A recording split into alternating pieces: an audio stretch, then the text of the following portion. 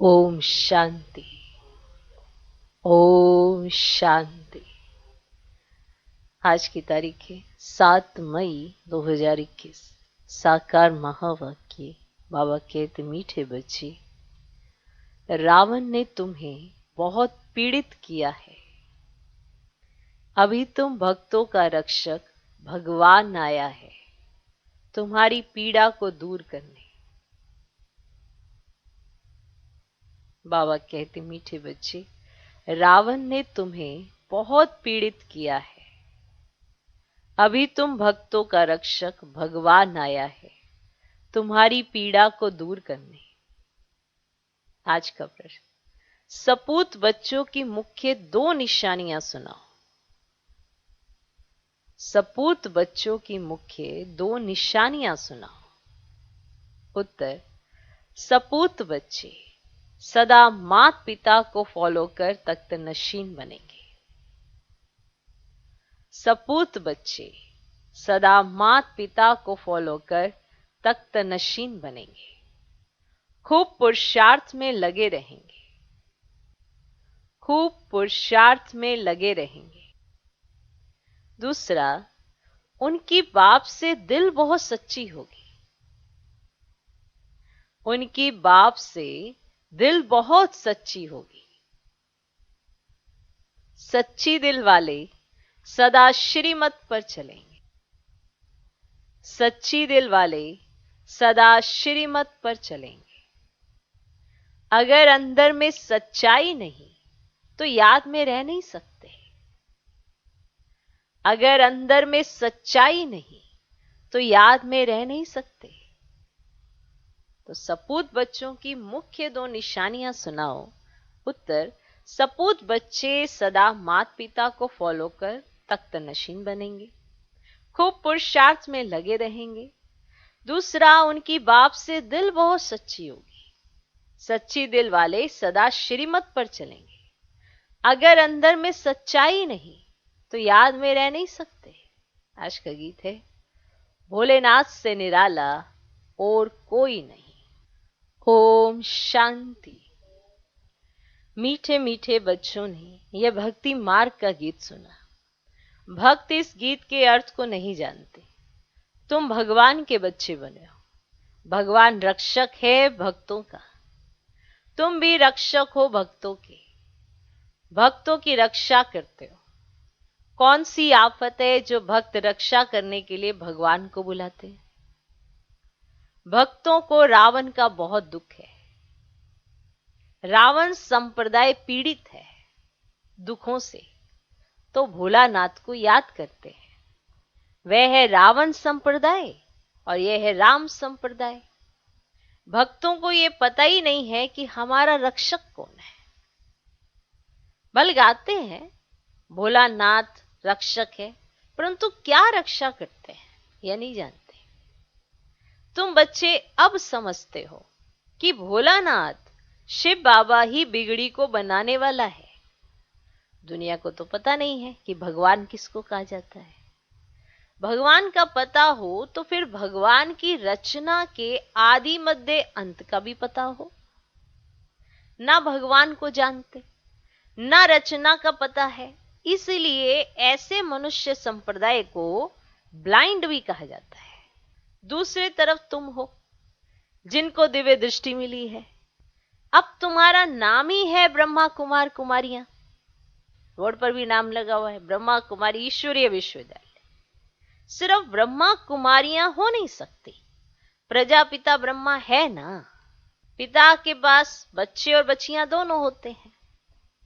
प्रजापिता ब्रह्मा को ही इतने ढेर बच्चे हो सकते हैं। तो समझना चाहिए ये बेहद का पिता है। ये भी जानते हैं ब्रह्मा विष्णु शंकर को रचने वाला बाप ही है जिसको निराकार कहा जाता है। ये हो गया बेहद का बाप। ये भी जानते हो परम पिता परमात्मा ब्रह्मा द्वारा रचना रचते हैं। इनकी सारी रचना है। सब मनुष्य मात्र वास्तव में शिववंशी हैं। अभी तुम आकर प्रजापिता ब्रह्मा की संतान बने हो। अब यह है नई रचना। यह है नई रचना। परम पिता परमात्मा ब्रह्मा द्वारा रचना रचते हैं तो तुमको ब्रह्मा कुमार कुमारियां कहा जाता है। इतने बेहद के बच्चे हैं, जरूर बेहद का वर्षा लेते होंगे। बच्चे जानते हैं हम ब्रह्मा कुमार कुमारियों को शिव बाबा ने अडॉप्ट किया है। शिव बाबा कहते हैं तुम हमारे बच्चे हो। तुम आत्माएं भी निराकार थी, परंतु ज्ञान तो साकार में चाहिए। आत्माएं निराकार है पर ज्ञान साकार में चाहिए। माना इस तन में जब आत्मा है तो ज्ञान सुने समझे, तो ज्ञान तो साकार में चाहिए। तुम जानते हो हम आदि सनातन देवी देवता धर्म के थे। ब्रह्मा द्वारा रचना यहां होती है। शिव जयंती भी यहां मनाई जाती है। यहां मगध देश में ही जन्म लिया है। बाप कहते हैं यह देश बहुत पवित्र स्वर्ग था, अभी इनको नर्क मगध देश कहा जाता है। फिर स्वर्ग बनना है। तुम बच्चों की बुद्धि में है शिव बाबा हमको फिर से राजयोग सिखाए, पवित्र बनाते हैं। अब गाते भी हैं पतित पावन भक्तों के रक्षक भगवान। भक्ति पुकारते, पतित होते हुए भी अपने को पतित नहीं समझते हैं। बाप समझाते हैं तुम सभी पतित हो। पावन दुनिया सतयुग को, पतित दुनिया कलयुग को कहा जाता है। बाप तुम्हें सब राइट बताते हैं। अब लाखों वर्ष की तो कोई चीज होती ही नहीं। मनुष्य घोर अंधियारे में है, समझते कलयुग तो अभी छोटा बच्चा है, और तुम जानते हो मौत सामने खड़ा है। वो समझते कलयुग अभी छोटा बच्चा है, अभी तो बहुत कलयुग पड़ा है, और तुम जानते हो कि मौत सामने खड़ा है। क्लियर? अंधियारे और रोशनी का वर्णन संगम पर ही किया जाता है। अंधियारे का और रोशनी का, दोनों का वर्णन संगम पर किया जाता है। अब तुम घोर प्रकाश में आए हो। सत्युग में तुम ये वर्णन नहीं कर सकेंगे, ना तो वहां अंधियारा है ना वहां रोशनी की जरूरत है। सब रोशनी में ही है, तो अंधियारे का ज्ञान ही नहीं। तो वहां पर अंधियारे या रोशनी, इन दोनों का ज्ञान नहीं रहता, इसका वर्णन ही नहीं करते। वहां ये नॉलेज ही नहीं रहती। इस समय बाप बैठ बच्चों को समझाते हैं तुम सत्युग में सूर्यवंशी घराने के थे, फिर अंत में आकर, माना पूरा चक्कर लगाकर अंत में आकर शूद्रवंशी घराने के बने हो। अब फिर ब्राह्मण वंशी बने हो। अभी तुम हो सर्वोत्तम ब्राह्मण कुल के, तुम हो ऊंचते ऊंच। अब यह ईश्वरीय कुल है ना, है ना। बाप के पास आते हैं तो बाबा पूछते हैं किसके पास आए हो, तो कहते हैं बाप के पास। बाप दो है, एक है लौकिक दूसरा पारलौकिक। सभी शालिग्रामों का बाप एक ही शिव है।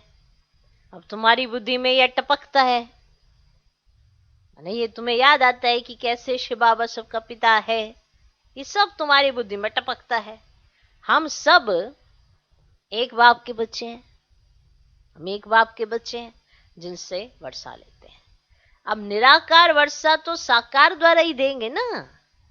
तो बाप खुद कहते हैं मैं साधारण तन में आकर प्रवेश करता हूं। अब बाप बच्चों को कहते हैं बच्चे देही अभिमानी भव। क्या? देही अभिमानी भव। अपने को आत्मा समझो। यह देह विनाशी है, आत्मा अविनाशी है। आत्मा को ही 84 जन्म लेने पड़ते हैं, ना कि देह को। देह तो बदलती रहती है, फिर दूसरे मित्र संबंधी मिलते हैं। जब ये देह ली है तो इस देह के मित्र संबंधी, जब दूसरी लेंगे तो दूसरे मित्र संबंधी, ऐसे मिलते हैं। अभी आत्मा को बेहद के बाप से वर्षा लेना है, परम पिता परमात्मा द्वारा। तुम ही सुनकर फिर धारण करते हो। संस्कार तुम्हारी आत्मा में है, आत्मा में ही संस्कार रहते हैं। ऐसे नहीं कि शरीर के संस्कार कहेंगे, नहीं, तुम्हारी आत्मा के संस्कार तमो प्रधान है, उनको अब चेंज करना है। ये जो संस्कार है ना, ये तमो प्रधान हो गए इस समय, और उसको बनाना है सतो प्रधान। रहते तो संस्कार आत्मा में ही है ना, जिस पर मान उसको सब कुछ प्राप्त होता है। तो संस्कार ही बनाने हैं अभी। तो तमो प्रधान संस्कार हो गए थे, अभी क्या बनाने हैं? सतो प्रधान संस्कार। मालूम भी है कि संस्कार कैसे होने चाहिए हमारे, तो अभी तुमको उनको चेंज करना है। काया कल्प तरु कहा जाता है, काया कल्प वृक्ष समान बनती है ना। ये जो काया है तुम्हारी वृक्ष समान बनती है, ऐसे नहीं अकाले मृत्यु हो जाएगी, ऐसा नहीं होता। उसे कहते काया कल्प तरु, माना वृक्ष के समान उसकी पूरी आयु रहती है। ठीक, काया कल्प तरु माने जो आपकी काया है, माने जो शरीर है वो वृक्ष के समान, जैसे छोटे से बड़ा से बड़े से मना से बूढ़ा हो जाता है, तो आत्मा शरीर छोड़ती है, तो आयु भी बड़ी रहती है। तुम जानते हो यहां तो आयु बहुत छोटी रहती है, छोटी आयु में ही बैठे बैठे अकाल मृत्यु हो जाती है। अभी तुम काल पर विजय पाते हो, वहां काल कभी खाता ही नहीं। अकाले कब शरीर नहीं छोड़ता, वहां पे ऐसे नहीं कि पिता बैठा है और बच्चे ने शरीर छोड़ दिया। अकाले कभी शरीर नहीं छोड़ता। तुम जानते हो अब ये शरीर बूढ़ा हुआ है, इनको छोड़कर नया लेना है। शरीर छोड़ने समय भी बाजे बजते हैं, जन्म लेने समय भी बजते हैं। माने जब एकदम बूढ़ा हो जाता है ना शरीर, तो फिर क्या करते हैं, आज भी वो रस्म है, तो बाजे बजाते हैं। और फिर जब जन्म लेते हैं तो भी बाजे बजते हैं, वहां रोने की बात ही नहीं रहती। अब तुमको भ्रमरी का मिसाल भी समझाए। तुम हो ब्राह्मण ब्राह्मणिया, ब्राह्मणी और भ्रमरी राशि मिलती है। जो काम भ्रमरी करती है वही तुम भी करते हो। वंडर है ना। अब भ्रमरी का दृष्टांत, कछुओं का दृष्टांत, सर्प का, ये सब शास्त्रों में है। अब सन्यासी आदि भी यह मिसाल देते हैं। अभी तुम बच्चे बाप द्वारा ये सब समझ रहे हो। वे तो हुआ भक्ति मार्ग, पास्ट का गायन करना, इसका फिर बाद में गायन होगा। भक्ति मार्ग में तो जो पास्ट हो गया ना उसका गायन करते हैं। अब ये जो ये दृश्य चल रहा है इसका फिर बाद में गायन होगा। इस समय ही बाप इस तन में आते हैं, इनको भगवान नहीं कहा जाता है, वे तो फिर अंधश्रद्धा हो जाती है। ऐसे भी मनुष्य हैं जो राम को कृष्ण को भगवान समझते हैं, ऐसे भी मनुष्य हैं। कृष्ण के लिए राम के लिए भी कह देते वह तो सर्वव्यापी है। कोई कृष्ण पंथी कोई राधे पंथी होते हैं। राधे पंथी वाले कहेंगे सर्वत्व राधे ही राधे है, कृष्ण पंथी कहेंगे जिधर देखो कृष्ण ही कृष्ण है। राम पंथी राम ही राम कहेंगे, समझते राम कृष्ण से बड़ा है क्योंकि राम को त्रेता में और कृष्ण को द्वापर में ले गए।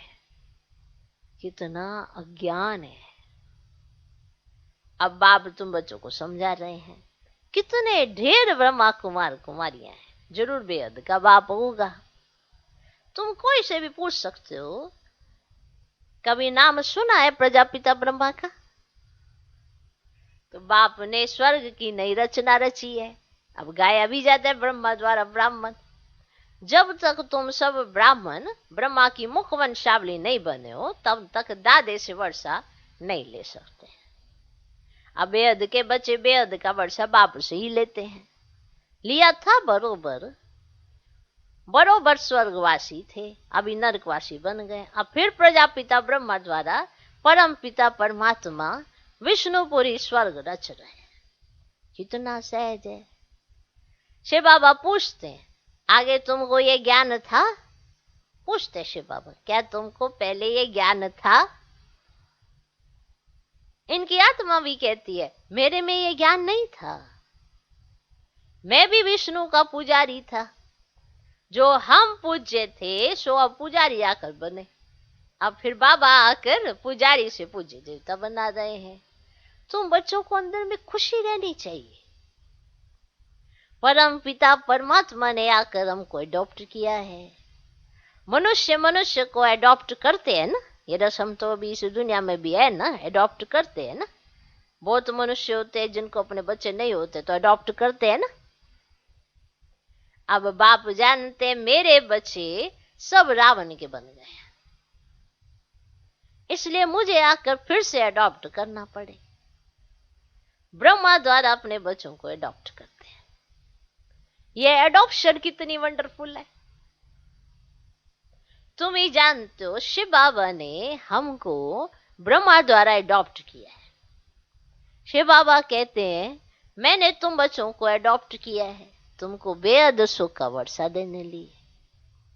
ये ब्रह्मा तो दे नहीं सकते, ये भी मनुष्य है ना, प्रजापिता ब्रह्मा। अब मनुष्य ये ज्ञान नहीं देते हैं। ज्ञान का सागर निराकार परम पिता परमात्मा ही बैठ ये ज्ञान देते हैं। अब ब्रह्मा को अथवा विष्णु को ज्ञान सागर नहीं कहा जाता। इन तीनों की महिमा अलग है। ज्ञान सागर पतित पावन एक बाप है। सारी दुनिया के मनुष्य मात्र उनको बुलाते हैं। अब अंग्रेजी में भी कहते हैं वह लिबरेटर है। जिससे दुख मिलता है उससे लिबरेट किया जाता है ना। तो बाप भी यहाँ आकर रावण से लिबरेट करते हैं। रावण राज्य भी यहाँ हुआ है। यहाँ ही रावण को जलाते हैं। जलाकर फिर कहते हैं सोने की लंका लूटने जाते हैं। उनको तो कुछ पता ही नहीं है रावण क्या चीज है, कब का यह दुश्मन है। समझते राम की सीता चुराई गई, ये नहीं समझते कि हम सब सीताएं हैं। आत्मा इस समय सीता है जो रावण की कैद में है। हम रावण की जेल में फंसी हुई हैं। ये ज्ञान किस में भी नहीं है। कथाएं बैठ सुनाते हैं। शिव बाबा कहते हैं मैं दूर देश का रहने वाला आया हूं इस देश पर आए। ये पतित दुनिया पुरानी है ना, है ना। ये रावण की दुनिया। अब बुलाते भी हैं कि हे बाबा आओ, आओ बाबा हम पतित बन गए। अब आप कहते हैं हमको पावन बनाने इस पतित दुनिया में आना पड़ता है। और मुझे आना भी उस तन में है जो पहले नंबर में पावन था। मुझे आना भी उस तन में है जो पहले नंबर में पावन था। जो सुंदर था वही अब शाम बना है। जो सुंदर था वही अब शाम बना है। कितनी वंडरफुल बातें हैं। कृष्ण को श्याम सुंदर क्यों कहते हैं ये किसको पता ही नहीं है। क्या एक कृष्ण को ही सर्प ने डसा? सत्युग में थोड़े ही सर्प आदि होते हैं। बाप कहते हैं ये अंतिम जन्म मेरे कारण पवित्र बनो तो पवित्र दुनिया के मालिक बनेंगे। ये अंतिम जन्म मेरे कारण पवित्र बनो, माना मेरी खातिर इस अंतिम जन्म में तुम पवित्रता बनाओ तो तुम पवित्र दुनिया के मालिक बनेंगे। सिर्फ मुझे याद करो और पवित्र बनो। अलफ को याद करो तो बेबादशाही तुम्हारी है। यह है सहज राजयोग, सहज राजाई। बच्चा पैदा हुआ और वर्षे का हकदार बना। यहां भी बच्चे जानते हैं हम कि बाप के बने हैं, जानते हैं ना। तो स्वर्ग की राजाई के हम हकदार हैं। अब बाप कहते हैं सतो प्रधान से तुम तमो प्रधान बन गए हो, फिर सतो प्रधान बनना है। योग और ज्ञान सिखाने में 1 सेकंड लगता है। बच्चा पैदा हुआ और वारिस निश्चय किया तुम बाप के बने हो तो राजधानी का वर्षा तुम्हारा है। परंतु राजा रानी सब तो नहीं बनेंगे। अब यह है राजयोग। राजा रानी प्रजा साहूकार गरीब सब चाहिए, क्योंकि राजधानी है ना, सब चाहिए। इसलिए रुद्रमाला भी बनी हुई है जो भक्ति मार्ग में जपते हैं। तुम जानते हो हम राजयोग सीखने आए हैं। माता पिता को फॉलो कर पहले पहले सूर्यवंशी चंद्रवंशी बनेंगे। सपूत बच्चे वह जो माता पिता को फॉलो कर तख्त नशीन बने, वो है सपूत बच्चे जो माता पिता को फॉलो कर तख्त नशीन बने। पुरुषार्थ खूब करना चाहिए। बाप कहते मुझे याद करो तो करते नहीं, श्रीमत पर चलते नहीं। जो जैसा बाबा कहे वैसा करते चलो।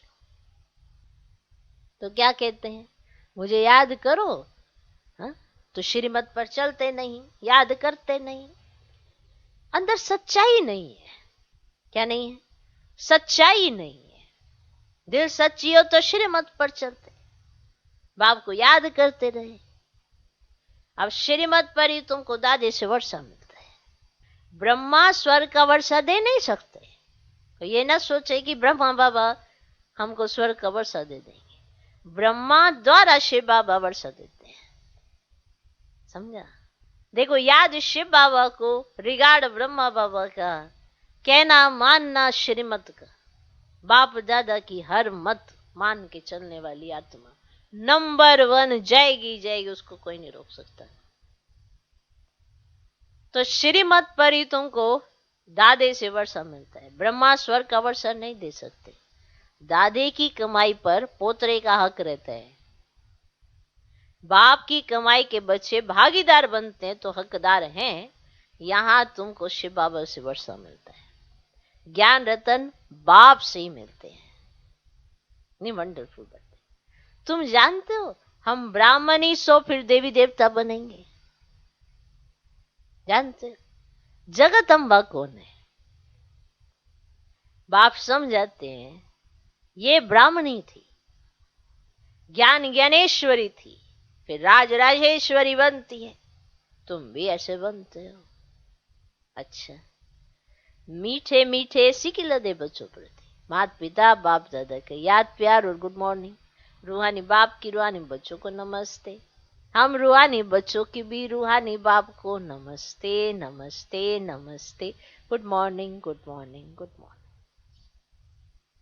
धारणा के लिए मुख्य सार, पहला पॉइंट, आत्मा में जो तमो प्रधानता के संस्कार है उन्हें याद के बल से चेंज करना है। मालूम है खुद को कि मेरे अंदर ना ये वाले बुरे संस्कार है। आत्मा को पता होता है, ऐसी बात नहीं है, पता है मेरे अंदर ना ये बड़ा अजीब सा संस्कार है, मुंह मोटा करने का, चिड़चिड़ेपन का, ईर्ष्या द्वेष का, घृणा का, जाति पाति का। एक अलग तरह के आत्मा के अंदर संस्कार होते हैं, पता होता है उसको। मालूम है उसको, ऐसे मैं अपने आप को बहुत बड़ा समझता हूँ, ये भी एक तरह का अजीब सा संस्कार है। तो जब आत्मा को ये पता होता है कि ये तमो प्रधानता के संस्कार हैं, तो उन्हें याद के बल से चेंज करना है। आत्मा में जो तमो प्रधानता के संस्कार हैं उन्हें याद के बल से चेंज करना है, सतो प्रधान बनना है। हमको सतो प्रधान बनना है। दूसरा पॉइंट, बाप से राजाई का वर्षा लेने के लिए सदा सपूत बच्चा बन श्रीमत पर चलना है। बाप से राजाई का वर्षा लेने के लिए सदा सपूत बच्चा बन श्रीमत पर चलना है। सच्चे बाप से सच्चा रहना है। सच्चे बाप से सच्चा रहना है। माता पिता को पूरा फॉलो करना है। माता पिता को पूरा फॉलो करना है। ज्ञान रत्नों का दान करते रहना है। ज्ञान रत्नों का दान करते रहना है। तो बाप से राजाई का वर्षा लेने के लिए सदा सपूत बच्चा बन श्रीमत पर चलना है। सच्चे बाप से सच्चा रहना है। माता पिता को पूरा फॉलो करना है। ज्ञान रत्नों का दान करते रहना है। आज का वरदान, सहयोग की शक्ति से, सहयोग की शक्ति से असहयोगियों को सहयोगी बनाने वाले बाप समान परोपकारी भव। सहयोग की शक्ति से असहयोगियों को सहयोगी बनाने वाले बाप समान परोपकारी भव। सहयोगियों के साथ सहयोगी बनना ये कोई महावीरता नहीं है, लेकिन जैसे बाप अपकारियों पर उपकार करते हैं, ऐसे आप बच्चे भी बाप समान बनो। देखो, सहयोगी के साथ सहयोगी रहे, ये कौन सी महानता है? लेकिन जैसे बाप अपकारियों पर उपकार करते, ऐसे आप बच्चे भी बाप समान बनो। कोई कितना भी असहयोगी बने, आप अपने सहयोग की शक्ति से असहयोगी को सहयोगी बना दो। क्योंकि असहयोगी को सहयोगी बनाने के लिए पहले आपको सहयोगी बनना होता है। तभी कोई असहयोगी से सहयोगी बनता है। तो आप अपने सहयोग की शक्ति से असहयोगियों को सहयोगी बना दो। ऐसे नहीं सोचो कि इस कारण से ये आगे नहीं बढ़ता है। कमजोर को कमजोर समझकर छोड़ ना दो, लेकिन उसे बल देकर बलवान बनाओ। इस बात पर अटेंशन दो तो सर्विस के प्लान्स रूपी जेवरों पर हीरे चमक जाएंगे। जो सर्विस के प्लान्स कर रहे हो वो जेवर समान है और उनके ऊपर हीरे लग जाएंगे, अर्थात सहज प्रत्यक्षता हो जाएगी। ओके, आज का स्लोगन, क्रोध का कारण है स्वार्थ व ईर्ष्या। जहां स्वार्थ और ईर्ष्या होती है ना, वहां क्रोध घड़ी घड़ी आता है। तो क्रोध का कारण है स्वार्थ व ईर्ष्या, यही चिड़चिड़ेपन की जड़ है। जहां स्वार्थ और ईर्ष्या, द्वेष, घृणा ये सब चीजें होती है, वहां पे चिड़चिड़ापन बहुत होता है। अगर कोई बात बात में चिढ़ रहा है तो उसे स्वार्थ या ईर्ष्या से वो ग्रसित है, इसीलिए वो बात बात में चिढ़ता है। तो ये चिड़चिड़ेपन की जड़ है, पहले इसे ही समाप्त करो। हम चले क्रोध खत्म करने, लेकिन पहले अपना चिड़चिड़ापन खत्म करो, जिसका कारण क्या है? स्वार्थ व ईर्ष्या। दूसरों से ऐसे भाव आ जाते हैं, ईर्ष्या के भाव आ जाते हैं, ये आपको चिड़चिड़ापन खत्म ही नहीं करने देते। बात बात में, सरल सी बात में भी आप विपरीत दिशा में चले जाते हैं, क्योंकि आपके अंदर ईर्ष्या का संस्कार है। क्रोध का कारण है ईर्ष्या और स्वार्थ, यही चिड़चिड़ेपन की जड़ है, पहले इसे ही समाप्त करो। ओम शांति।